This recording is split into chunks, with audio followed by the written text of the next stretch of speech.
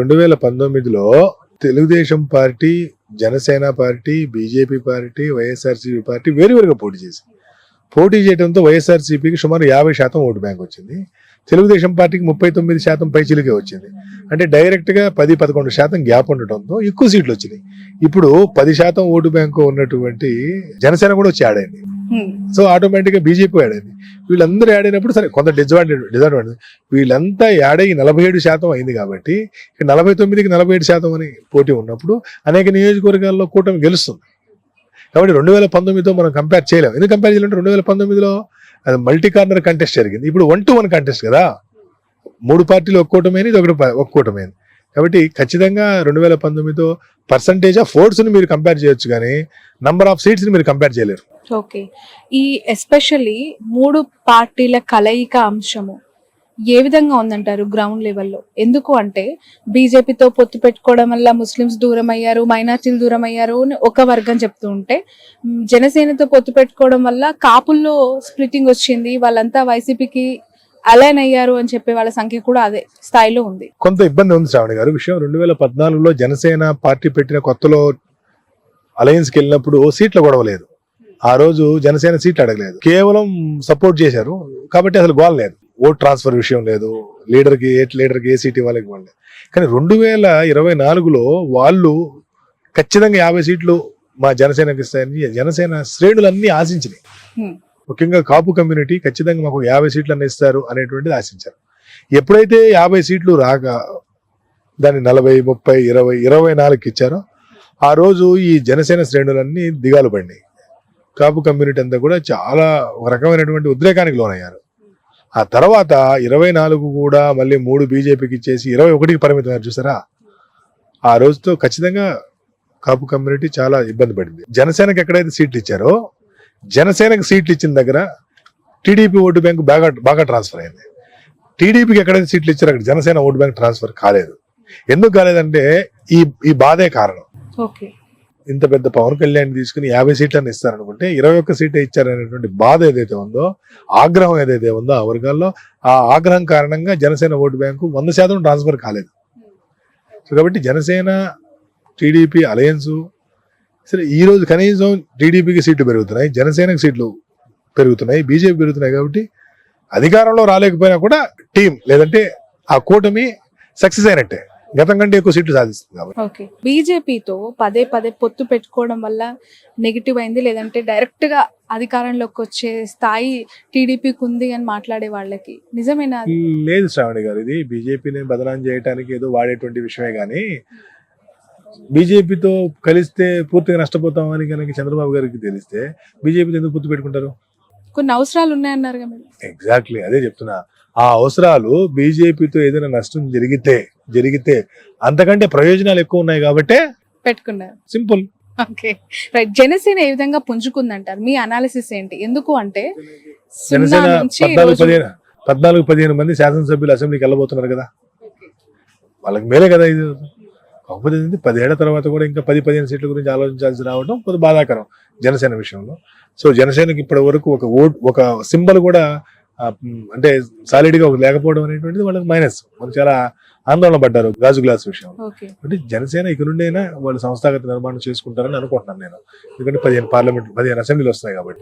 ఇక్కడ ఒక క్వశ్చన్ నేను మిమ్మల్ని అడగాలి. జనసేన పార్టీ కాపు సామాజిక వర్గం ఫ్యాక్టర్లు ఓన్లీ వాళ్ళే పవన్ కళ్యాణ్ కి అట్రాక్ట్ అవుతున్నారా, యూత్ అట్రాక్ట్ అవుతున్నారా, లేదు మిగతా సామాజిక వర్గాలను కూడా అట్రాక్ట్ చేసేలాగా పవన్ కళ్యాణ్ కి గ్రౌండ్ లో ఉందా? అంటే ఒకటండి, పవన్ కళ్యాణ్ ప్రధానమైనటువంటి ఓటు బ్యాంకు కాపు ఓటు బ్యాంకు, తర్వాత యూత్.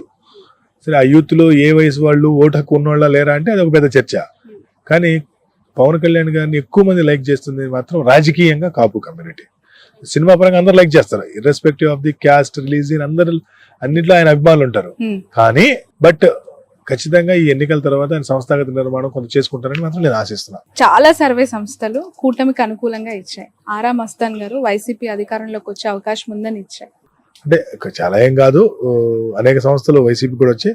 బట్ నేను firmly definitely YCP will form the government అని నేను నా సర్వే ద్వారా అదే నిరూపితమైంది, అదే ఇస్తున్నాను. నమ్మొచ్చా వైసీపీ దీన్ని బ్లైండ్ గా నమ్మొచ్చు? ఖచ్చితంగా నమ్మొచ్చు, తప్పదు. ఎట్టి పరిస్థితుల్లో అవకాశం లేదు తప్పడానికి. తప్పితే 80% తప్పిన తర్వాత అసలు మీరు వెళ్ళి ఇంటర్వ్యూ కూడా అడగరా? అడుగుతాను, ఎలా తప్పింది అని అడగొచ్చేమో, మీ లెక్కలు ఎలా తప్పాయి అని అడగొచ్చేమో. ఇప్పటికి తప్పదు. ఈసారి మళ్ళీ మీ సర్వే మరొకసారి నిజమైంది అని చెప్పి ఇంకొక ఇంటర్వ్యూలో తప్పనిసరి కలుద్దాం. అప్పుడు అనేక విషయాల పట్ల డిస్కస్ చేద్దాం. బిఫోర్ క్లోజింగ్, ఎందుకు బీఆర్ఎస్ మీద అంత కక్షపూరితమైన 0% కి పడేశారు? కక్ష కాదు అది, Actually, వాళ్ళకి వస్తున్నటువంటి ఓట్లు కూడా సున్నానే. అనేక నియోజకవర్గాల్లో వాళ్ళకి డిపాజిట్ రావట్లా. అనేక నియోజకవర్గాల్లో వాళ్ళు అనేక కాదు, ఎక్కువ నియోజకవర్గాల్లో మూడొస్తాం. కాంగ్రెస్ బీజేపీ పరిస్థితి తెలంగాణలో ఏ విధంగా మీరు అనలైజ్ చేస్తారు? ఈ బీజేపీకి సందర్భంలో? ఎక్కువ సీట్లు వచ్చే అవకాశం ఉంది కదా.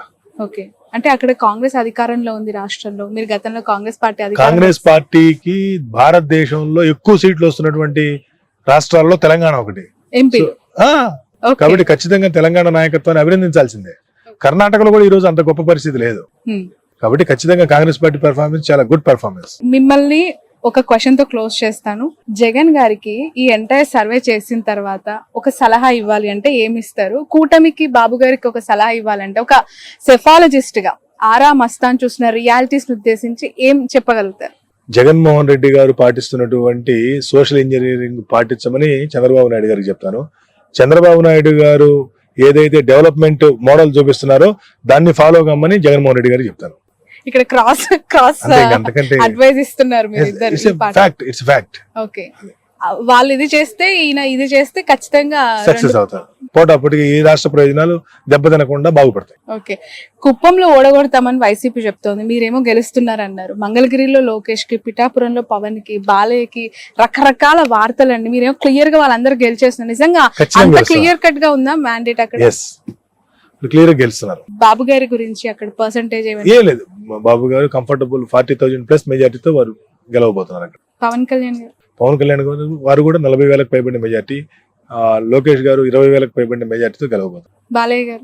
బాలయ్య గారు 20,000 ఉంటుంది, 18,000 ఉంటుంది. అంటే బాలయ్య గారి విషయంలో ఎస్పెషల్లీ బీసీ కమ్యూనిటీకి టికెట్ ఇవ్వటము, ఫీమేల్ ఫ్యాక్టర్ ఇవన్నీ ఉన్నాయి కదా. అంటే ఎంత ఉన్నా కూడా అక్కడ మొదటి నుండి తెలుగుదేశం పార్టీకి స్ట్రాంగ్ హోల్డ్ ఉంది. అక్కడ ఉన్నటువంటి అందరూ కూడా ఎన్టీ రామారావు గారిని విపరీతంగా అభిమానిస్తారు, ఆరాధిస్తారు. సో కాబట్టి వాళ్ళు ఖచ్చితంగా అక్కడ తెలుగుదేశం పార్టీకి పెంచుకోండి. ఇప్పటి వరకు 83 నుండి ఓడిపోయినటువంటి సీటు హిందూపూర్. అవును, రైట్. ఇక్కడ వంగా గీత గారు చాలా టఫ్ ఫైట్ ఇచ్చారు, డిప్యూటీ సీఎం చేస్తానన్నారు. అవి ఏమీ కన్సిడరబుల్ కాలేదా గ్రౌండ్ లో? ఒకటి కమ్యూనిటీ సుమారు 1,00,000 ఓట్లు ఉన్నటువంటి కాపు కమ్యూనిటీ ఈసారి పవన్ కళ్యాణ్ గారు ఓడిపోతే కమ్యూనిటీ పరువు పోతుంది అనేటువంటి ఒక ధోరణిలోకి వెళ్ళిపోయారు. కాబట్టి ఈ రోజు చాలా తేలికగా ఆయన గెలవబోతున్నారు. Okay, right. Thank you so much Aara Mastan గారు, మీ వాల్యుబుల్ టైం ని మాకు అందించినందుకు. ఫైనల్లీ ఈ సర్వే గురించి ఏదైనా మెసేజ్ ఇవ్వాలనుకుంటున్నారా మీ సంస్థ తరపున? ఖచ్చితంగా జూన్ 4వ తేదీ మా ఫలితాలే నిజంగా అవుతా ఉన్నాయి. జూన్ 5వ తేదీ తిరిగి మీ అందరి ముందుకు ఈ విషయంతో మళ్ళీ వస్తాను. ధన్యవాదాలు. Thank you so much. ఇది ఆరా మస్తాన్ గారితో స్పెషల్ ఇంటర్వ్యూ. ఖచ్చితంగా రిజల్ట్ మాత్రం తప్పే అవకాశం లేదు.